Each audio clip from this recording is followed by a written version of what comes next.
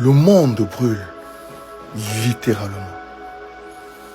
Entre l'Iran, Israël, les famines, les émeutes, les catastrophes climatiques, une question reste suspendue. Où est la vraie sécurité? C'est des questions que tout le monde se pose. Où va-t-on trouver la vraie sécurité? Je sais. Si tu ne t'es jamais posé cette question, c'est que la vérité, c'est que ta vie est vide de sens. Tu t'es jamais posé la question que où pouvons-nous trouver la vraie sécurité? En d'autres termes, est-ce que mon âme est en sécurité? Oui, je sais. Tu peux prier à tue-tête, matin, midi, soir.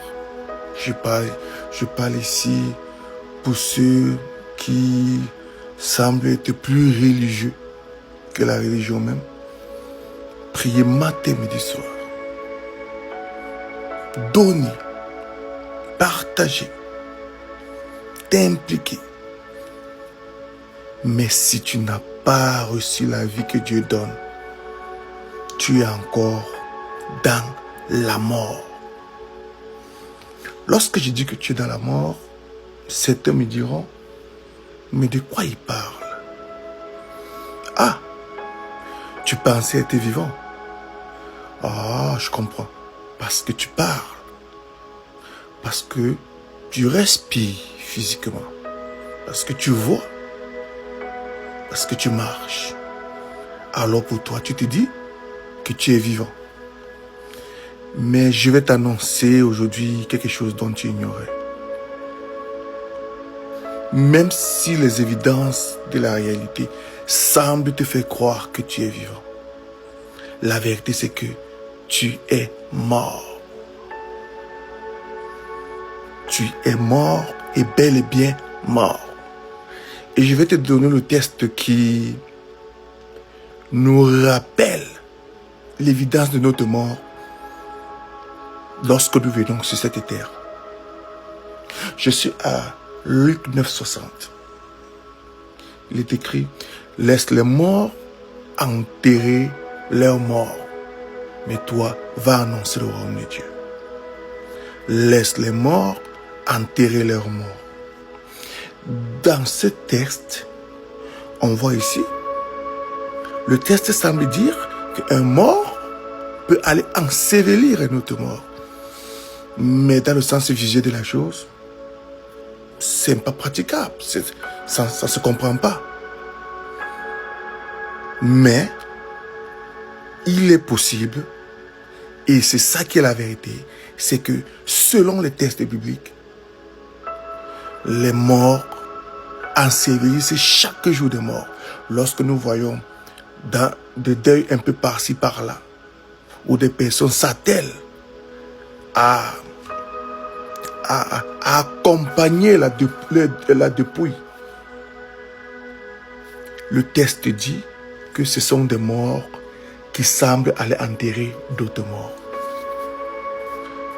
Si tu te poses la question, mais pourquoi ce texte peut dire que nous sommes tous morts, bien que vivants physiquement?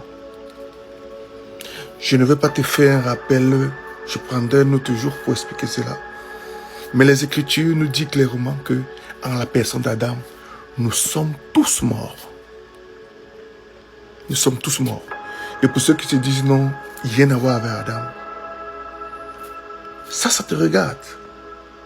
Mais la preuve que nous avons, que nous sommes tous attachés à Adam, sans vouloir trop assortir des éléments bibliques, pour ne pas perdre certains qui, en parenthèse, ne prennent pas en compte des écrits bibliques.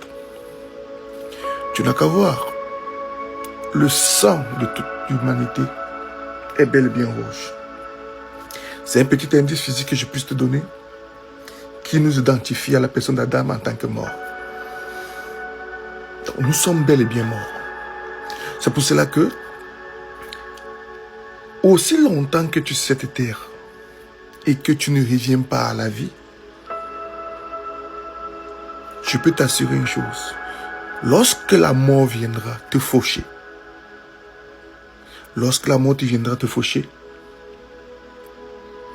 tu termineras ton éternité loin de celui qui t'a donné la vie en premier. Parce qu'il faut bien le savoir, il y a un temps pour tout. Il y a un temps pour se laisser guider par les besoins charnels. La société t'encourage à chercher tout ce qui a trait à la chair. Mais est-ce que depuis que tu cherches ces choses, as-tu déjà trouvé la véritable paix? Est-ce que ton âme est sécurisée? Tu te poses la question comment? Mais je peux déjà te donner un indice. 1 Corinthiens 1:21 peut nous dire ceci. Dieu a décidé de sauver les hommes non par leur sagesse, mais par la prédication. Pas par la religion, pas par les bonnes œuvres. Pas le je fais de mon mieux, comme certaines religions, ils font de leur mieux. Non. Mais parce qu'on écoute, on croit et le salut prend forme en l'homme. Pose-toi donc la question. Depuis que tu te bats, depuis que tu te bats de toi-même, as-tu déjà eu la véritable paix? Te sens-tu en paix? Y a-t-il pas quelque chose en toi qui te dit toujours que il y a quelque chose qui manque, tu sais pas quoi? Tu te bats, mais tu sais que c'est pas bon du tout.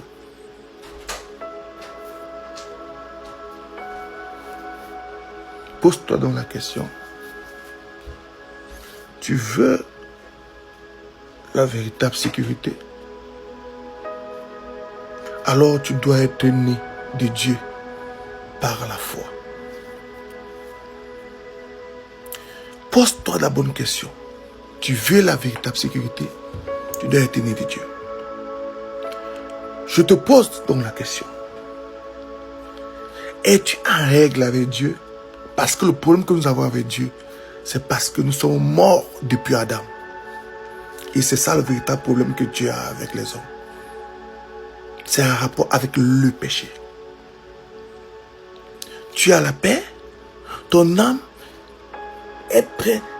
Est-ce que s'il fallait partir ce soir, s'il fallait que tu meurs, cette matinée, au moment où tu écoutes cette vidéo,